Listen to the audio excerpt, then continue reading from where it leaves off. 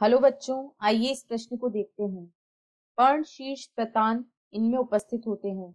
विकल्प ए स्माइलेक्स, विकल्प B Pisum, विकल्प सी लेथाइरस या विकल्प डी ग्लोरियोसा।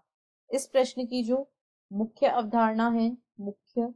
अवधारणा वह है पत्ती के रूपांतरण। पत्ती के रूपांतरण।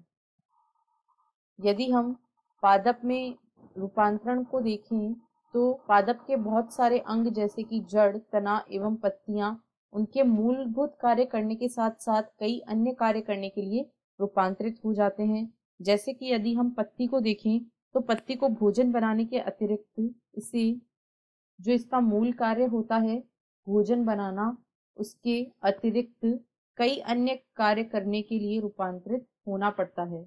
कई अन्य कार्य करने के लिए रूपांतरित होना पड़ता है। जैसे कि यदि हम पत्ती के कुछ रूपांतरणों की बात करें तो पाइसम यानी कि मटर में जो पत्तियां होती हैं उनका पर्णशीर्ष प्रतान में रूपांतरित हो जाता है।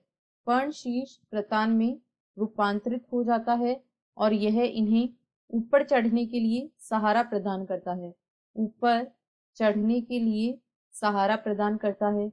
इसके अलावा जो कैक्टस होता है, इसमें जो पत्तियां होती हैं, कैक्टस की पत्तियां ये कांटों में रूपांतरित हो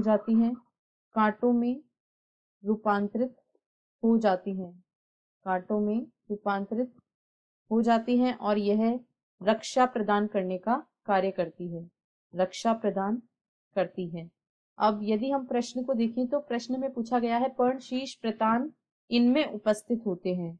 तो अभी हमने देखा पर्णशीर्ष प्रतान में रूपांतरित होता है मटर या पाइसम के पादप में, अतः विकल्प बी इस प्रश्न का सही विकल्प है। स्माइलेक्स, लेथाइरस या ग्लोरियोसा इन तीनों पादपों में पर्णशीर्ष प्रतान में रूपांतरित नहीं होते हैं, यानी इनमें पर्णशीर्ष प्रतान अनुपस्थित होते हैं।